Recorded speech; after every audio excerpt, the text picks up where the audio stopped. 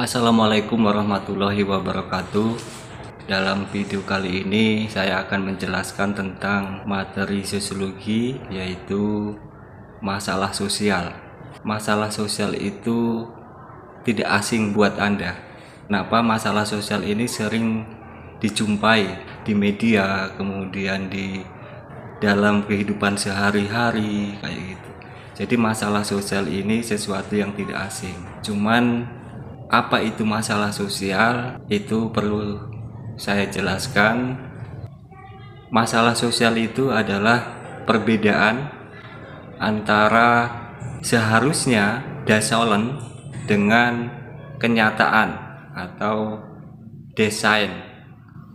Ada perbedaan antara seharusnya dengan kenyataan. Masalah sosial itu bisa berbentuk suatu kondisi, kemudian bisa situasi, dan bisa juga perilaku. Misalnya Anda sebagai siswa, Anda sudah diberikan suatu fasilitas untuk pendidikan, semuanya dilengkapi, waktu diberikan secukupnya, sehingga seharusnya kondisi ini kemudian diikuti dengan prestasi. Tapi kenyataannya Anda tidak berprestasi. Saat ada perbedaan antara seharusnya dengan kenyataan, inilah yang kemudian disebut dengan masalah sosial. Atau misalnya dalam konteks yang lebih luas masyarakat, petani misalnya sudah diberikan pelatihan, sudah diberikan modal, bisa berbentuk bibit, pupuk, dan seterusnya, kemudian diberikan bagaimana teknik merawat. Seharusnya kondisi ini kemudian diikuti dengan peningkatan hasil, tapi kenyataannya misalnya hasilnya kok tetap sama.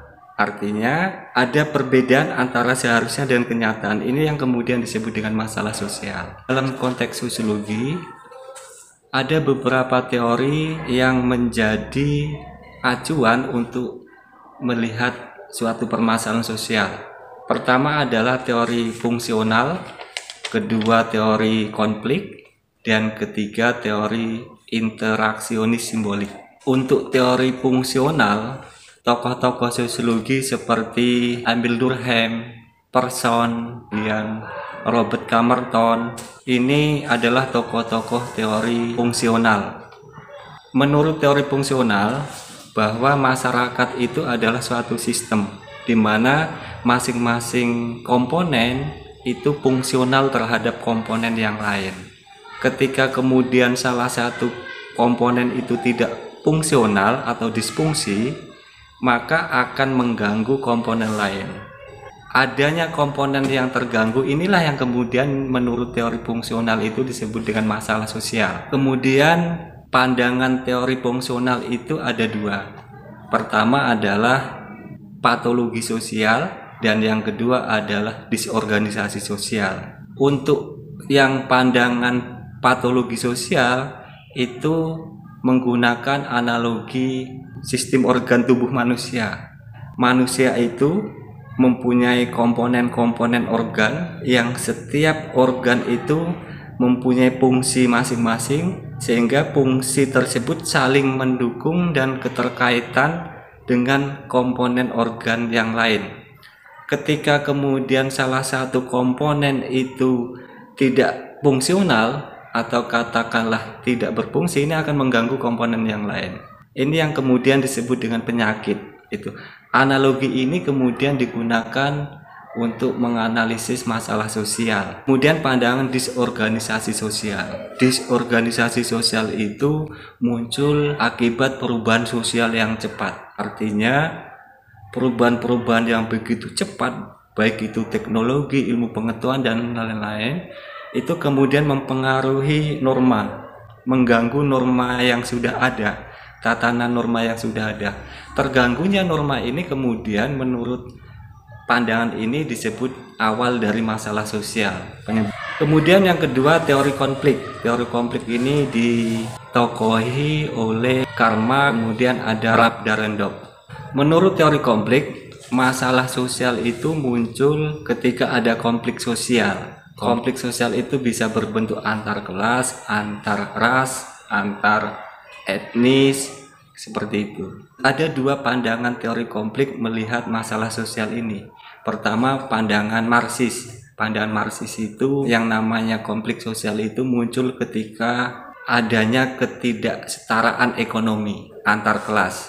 Ini Karl Marx pernah menganalisis ini dalam revolusi Inggris, di mana kaum borjuis, kaum pemilik modal itu menguasai semua aset ekonomi. Karena dia menguasai semua aset ekonomi, kemudian ada eksploitasi terhadap kelas pekerja, ke kelas buruh, sehingga eksploitasi itu yang kemudian menimbulkan kemiskinan dan kesenjangan. Itu yang kemudian disebut awal mulanya konflik sosial. Kemudian pandangan yang kedua dalam teori konflik ini melihat masalah sosial itu adalah pandangan non-Marxis. Pandangan non-Marxis itu melihat bahwa masalah sosial itu muncul ketika ada perbedaan-perbedaan di dalam kelompok sosial. Perbedaan-perbedaan itu kemudian menyebabkan pemahaman atau interpretasi di masing-masing kelompok itu berbeda. Ini kemudian menimbulkan awal mulanya konflik sosial. Kemudian teori yang ketiga adalah interaksionis simbolik. Menurut teori ini bahwa masalah sosial itu diawali dari interaksi simbolik antara individu yang tidak bermasalah dengan individu yang bermasalah. Teori interaksionis simbolik ini tokoh-tokohnya seperti Herbert Mead, Cole, kemudian Batman. Pandangan teori interaksionis simbolik terhadap masalah sosial juga ada dua. Pertama adalah teori labeling. Masalah sosial itu dianggap dari kelompok atau masyarakat itu memang bermasalah.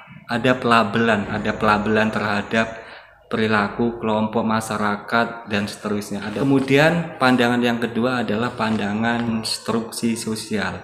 Pandangan konstruksi sosial itu melihat bahwa masalah sosial itu dikonstruksikan sesuatu hal yang positif, sehingga ada kecenderungan untuk melakukan kejahatan.